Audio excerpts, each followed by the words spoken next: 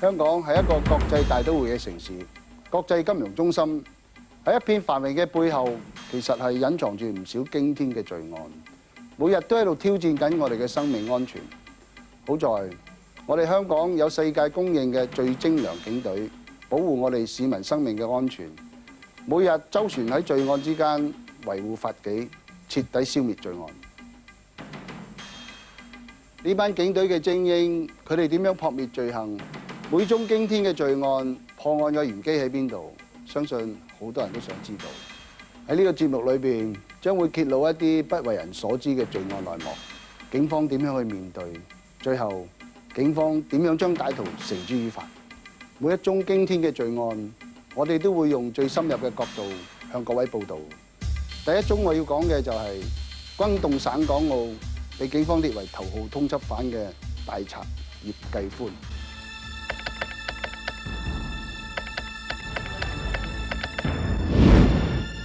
1996年7月，警方就出動超過200個帶住全副武裝重型武器嘅警察，着住避彈衣，將一個犯人由赤柱監獄押解到東區法院受審。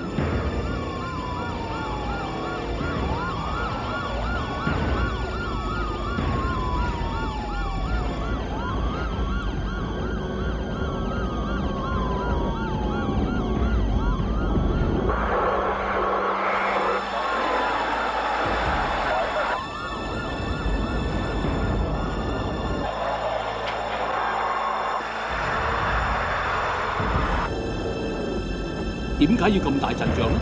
因為囚車入邊載住就係一度令警方最頭痛嘅頭號通緝犯葉繼歡啊！葉繼歡係一個極度危險人物，由於佢驚天亡命嘅械劫行動，曾經令到香港滿城風雨。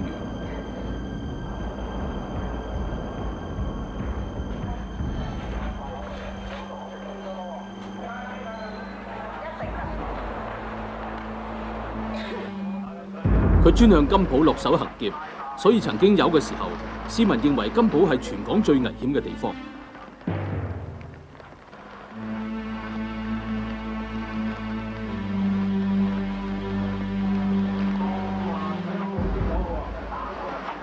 由於葉繼歡每次行劫金鋪嗰陣，都會向追捕嘅警察開槍駁火，子彈橫飛，將街頭變成戰場，無辜嘅市民就成為佢嘅槍靶啦。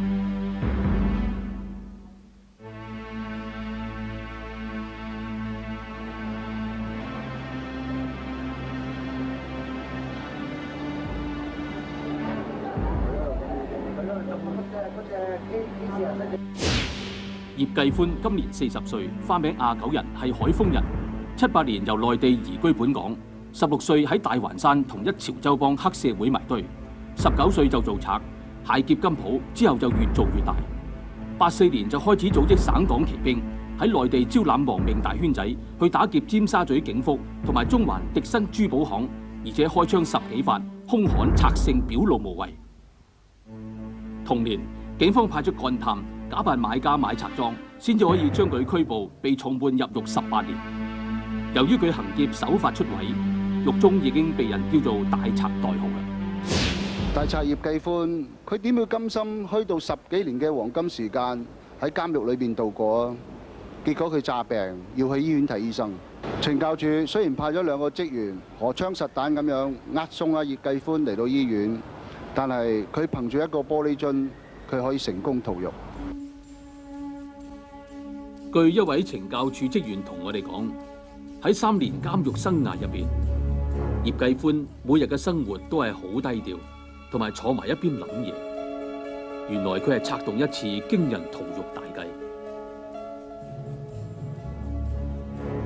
終於喺89年8月，佢閂燈咗玻璃碎，做到自己吐血，呃到懲教處嘅人員，送佢入去瑪麗醫院留醫。喺第2日上晝，佢屋企人到醫院探病，到下晝，葉繼歡就詐肚痛，懲教處人員就打開手扣俾佢入廁所啦。呢個時候，葉繼歡再發揮大賊本色，喺水箱入邊攞出一個預先收好嘅玻璃樽，將佢打爛，然後就用佢嚟挾持住看守嘅懲教處職員，跟住走出醫院外邊。就喺呢個時候，啱啱有一對父子坐 van 仔嚟探病，葉繼歡就乘機挾持呢兩父子，坐 van 仔高速突圍，擺脫咗嚟追捕嘅警員同埋懲教處職員，向住香港仔方向逃去啦。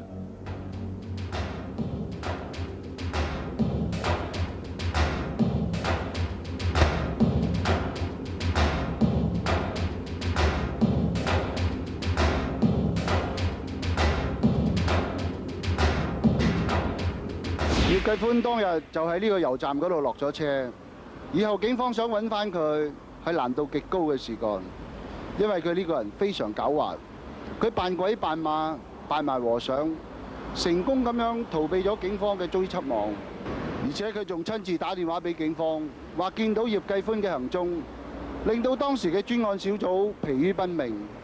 佢成功咁樣引開警方嘅注意力之後，佢再次策劃另外一次嘅驚天械劫行動。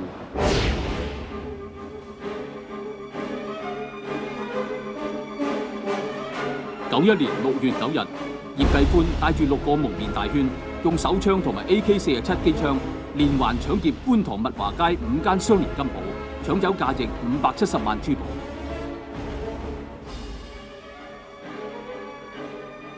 期間更加當警員冇到，同警員喺街上面駁火，一共開咗54槍，而警方亦開咗11槍還擊。匪徒跟住上返原先嘅客貨車逃走，並且挾持其中一間金鋪嘅護衛員。我哋有好多嘅警務人員咧係趕到現場，咁咧就係同佢哋咧係呢個交火嘅。咁啊，根據我哋係喺現場咧係數個賊人遺留落嚟嘅彈頭咧，佢哋最低限度咧係開咗20槍㗎。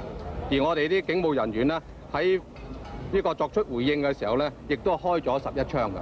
其中一個賊人咧係持有一支呢係長管嘅自動嘅呢啲所謂我哋叫佢做係步槍嘅嚇，係個形狀咧就係類似我哋叫做 AR-15嘅槍，不過正式嘅咧，我哋都仲係進在呢個調查之中。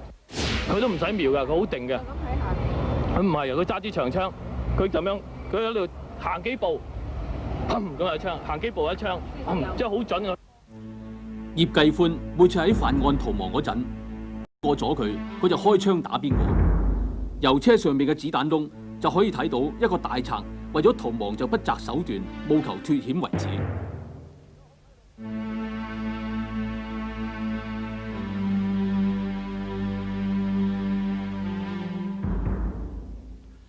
葉繼歡打劫嘅手法越嚟越狼。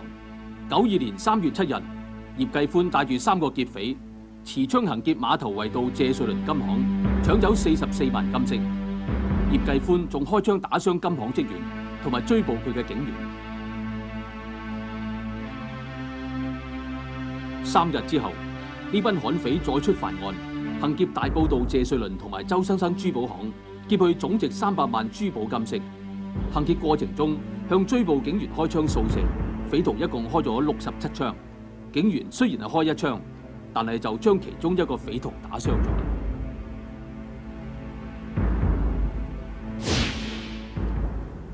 呢支槍係葉繼歡每次做案都會帶備嘅，就係 AK-47。呢個彈夾每次可以裝30粒子彈，而剔咗個自動掣嘅時間，當一掹雞嘅時候，每秒鐘有10發子彈出嚟。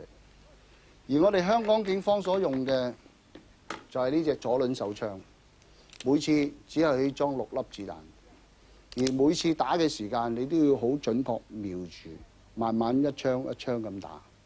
葉繼歡呢班人做案係非常之狼，佢每次都會帶備 AK-47呢啲重型武器，而且仲會擺一個匪徒喺門口，當見到警察嘅時間，佢一定會開槍掃射。而臨走嘅時間，佢亦都會練槍掃射。第一係專登製造混亂，第二係掩護嗰啲同黨盡快離開現場。另外呢班大賊做案嘅時間有另外一個特色，就係着住雨褸同埋大冷帽。就算金鋪裏邊有閉路電視，都影唔到佢哋嘅龍身真面目。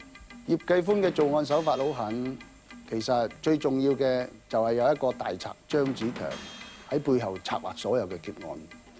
呢兩個大賊走埋一齊，足以令到警方束手無策。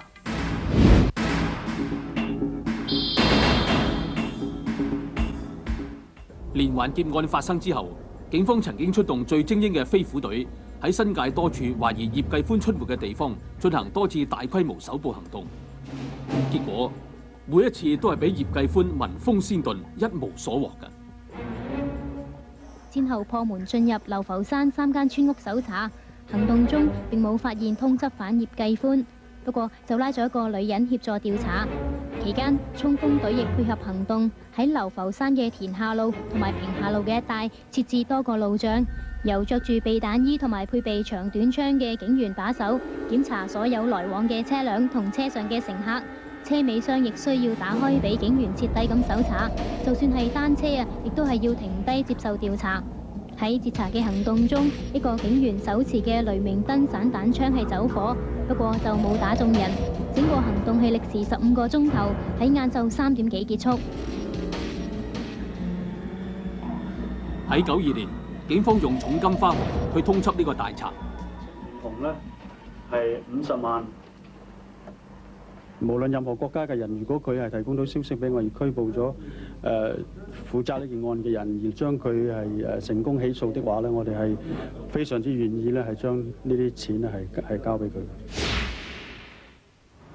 雖然警方出盡法寶，利用千方百計咁樣逼阿葉繼歡出嚟，但係經過多年嘅努力，都係徒勞無功啊！但係天網恢恢，逍遙法外多年嘅大賊葉繼歡，佢諗住再次翻嚟香港，同阿張子強合作做一單大買賣嘅。佢細估唔到，佢可以將香港嘅警方、重案組、有組織罪案3合會調查科、飛虎隊玩到氹氹轉，但係佢最後竟然可以輸俾一個揸巡邏車嘅警員手上。喺96年 ，EU 車司機周孝良帶住 PC 譚健同埋新紮師兄陳志成喺西環海皮巡邏嗰陣，喺招商局碼頭見到有幾個男人走出嚟。佢哋以為呢班人係非法入境者，於是就走上去追捕佢哋啦。點知其中一個警員俾呢個男人用槍挾持，個男人要個警員放佢一馬。當警員放走呢個男人嗰陣，就趁機會向呢個男人連開4槍，將佢打傷啦。嗰2個警員以為個男人死咗，就再去追捕其他疑犯。點知原來呢個男人未死，仲伸手入旅行袋攞槍。就喺呢個時候，警車司機周孝良啱啱嚟到。向呢個男人開咗一槍，就打中佢嘅尾龍骨。原來呢個瞓喺地下度嘅，就係警方通緝多年嘅大賊葉繼歡。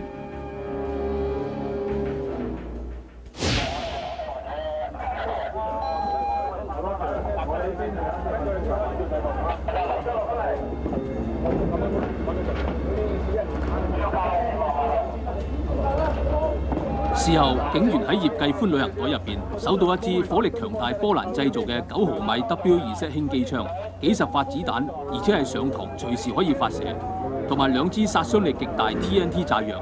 所以，如果周孝良唔係英明果斷開呢一槍，又會多幾個警員成為葉繼歡。警方將葉繼歡送去瑪麗醫院急救，佢左手、背部同埋臀部一共中3槍，而背部近腰嗰一槍就造成永久性傷害，佢下半生要坐喺輪椅上度過。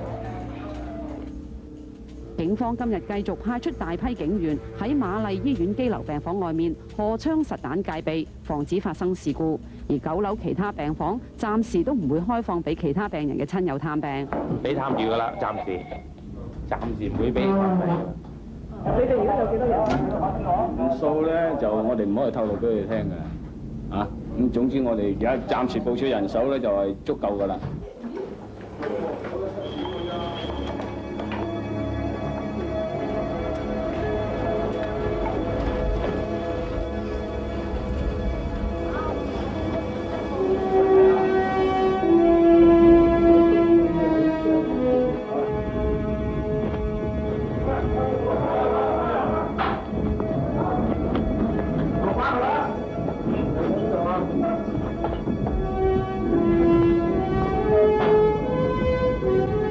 除咗羈留病房之外，醫院嘅樓梯都有手持長槍嘅警員把守。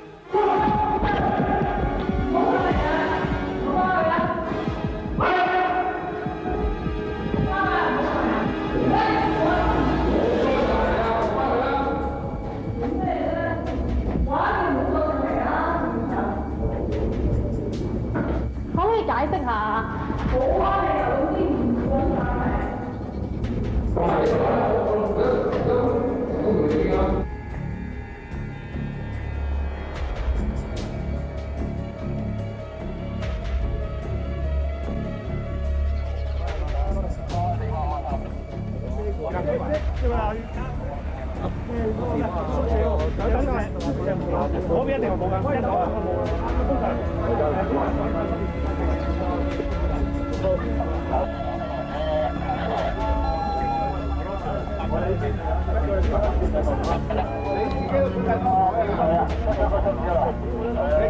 由一個護士陪同個病人跟警方離開，俾我哋個女職員聽就話，如果你一個鐘頭內唔放葉繼歡，佢就將瑪麗醫院嘅炸彈引爆咁事實上，我哋經過警方調查，亦都搜過所有地方咧，係冇咁嘅事。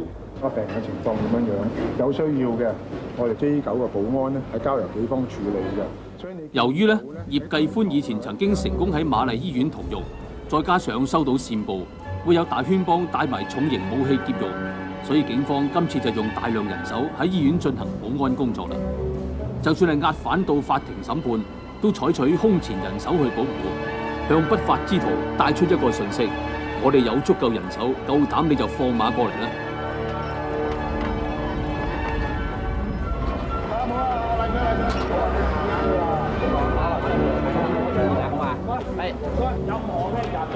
任何其他人等全部離開，任何有懷疑嘅人任何有懷疑嘅人。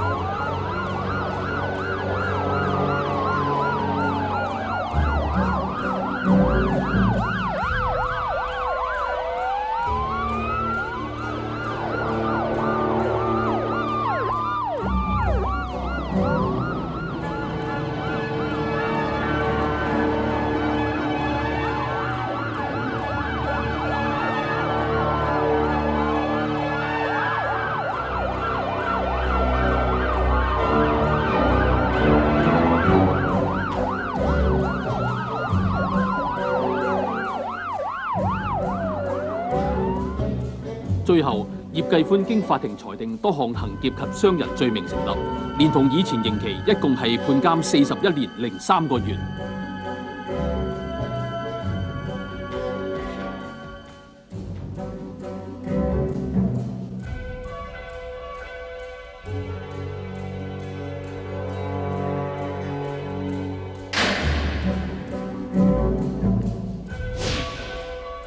當大賊葉繼歡可以放監嘅時間，佢已經係一個將近80歲嘅老人，而且仲坐住輪椅。